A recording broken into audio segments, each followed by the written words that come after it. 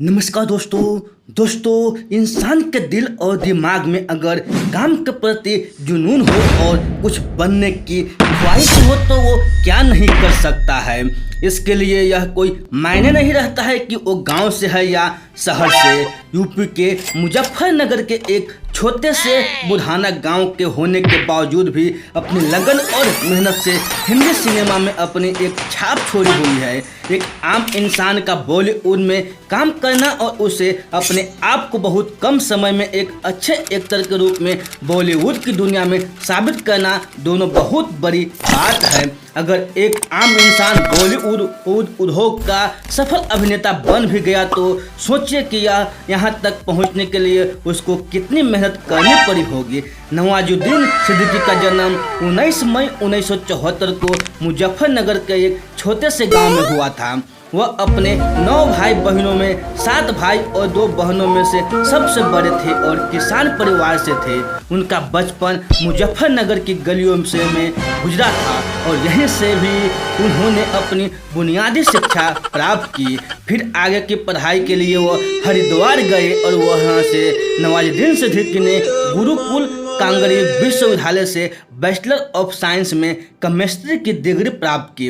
अपनी स्टडी पूरी करने के बाद वह छोटी मोटी नौकरी करने लगे, लेकिन नौकरी में मन न लगने की वजह से वह कुछ ही समय में दिल्ली आ गए। नवाजुद्दीन सिद्दीकी का दिल्ली आने का मकसद केवल एक्टर बनने का था और उन्होंने साक्षी थिएटर ग्रुप को ज्वाइन किया और वहीं से एक्टिंग सीखने लगे।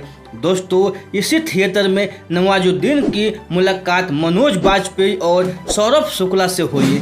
नवाजुद्दीन एक्टिंग तो सीख रहे थे, लेकिन उसके पास अभी तक आय का कोई स्रोत नहीं था जिनकी वजह से वो दिल्ली में अपना गुजारा कर सके।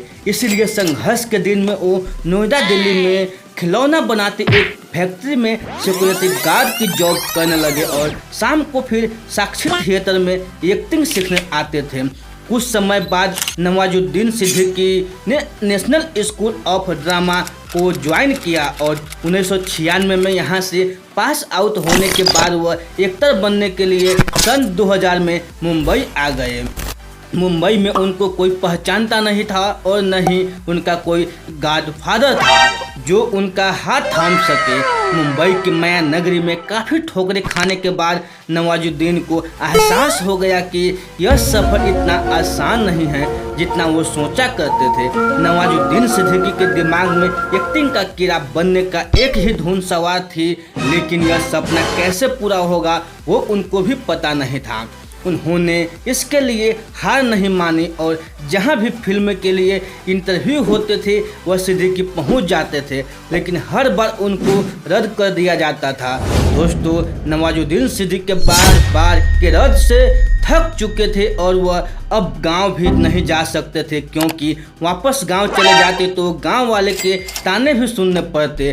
कुछ समय बाद नवाजुद्दीन को कुछ एक टेलीविज़न सीरियल्स में काम करने का मौका मिला, लेकिन यहाँ पर उनका रोल छोटा रहता था जिसकी वजह से वो अपने आप को प्रूव नहीं कर पाते थे। नवाजुद्दीन सिद्दीकी को पहला ब्रेक 1999 में आमिर खान की फिल्म सरफरोश से मिला, लेकिन इस फिल्म में उनका रोल बहुत छोटा था। अब उनका छोटे मोटे रोल मिलने लगे थे। उनको खुद पर यकीन था कि आज नहीं तो कल या परसों वह एक दिन बॉलीवुड के सुपरस्टार जरूर बनेंगे। हार नहीं होती है, अगर आप कोशिश करोगे तो आपको सफलता अवश्य मिलेगी। सन 2010 में नवाजुद्दीन सिद्दीकी के लिए बेस्ट टर्निंग पॉइंट रहा। उनको 2010 में पीपली लाइव फिल्म के लिए पत्रकार के लिए रोल में सेलेक्ट किया गया, जो उनके लिए बहुत बड़ी बात थी क्योंकि अब लोग उनको पहचानने लगे थे। उसके बाद उनको गैंग ऑफ वासेपुरा पार्ट 1 फिल्मों से असली पहचान मिली, जो 2012 में रिलीज हुई। एक ड्रामा फिल्म थी। उस फिल्म में उनकी एक्टिंग को काफ़ी लोगों ने सहारा। उसके बाद उन्होंने काफ़ी फिल्में जैसे कि the lunch box 2013, Badlapur 2015, Bajrangi भाईजान 2015, फ्रैंकी अली 2016, रामन राघव 2.0 2016 और रीज 2017 आज बॉलीवुड से लेकर हॉलीवुड तक उनके काम की प्रशंसा की जाती है। दोस्तों, अगर आप भी अपनी करियर लाइफ में लगातार फेल होते हो तो आपको नवाजुद्दीन सिद्दीकी से ज़रूर सीखना चाहिए। Lesson to take to Nawazuddin Siddiqui, शब्द ही जीवन के अर्थ दे जाते हैं और शब्द ही जीवन के में अनर्थ कर जाते हैं। दोस्तों, ये बायोग्राफी आप लोगों को अच्छी लगी हो तो अपने दोस्तों के साथ जरूर शेयर कीजिएगा और ऐसे ही बायोग्राफी सुनने के लिए इस चैनल को जरूर सब्सक्राइब कीजिएगा। तो फिर मिलते हैं ऐसे ही अगले बायोग्राफी में।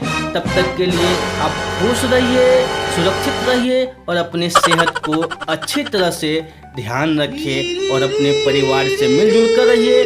दोस्तों, आप लोगों को बहुमूल्य समय देने के लिए हमारे दिल से आप लोगों को बहुत बहुत धन्यवाद।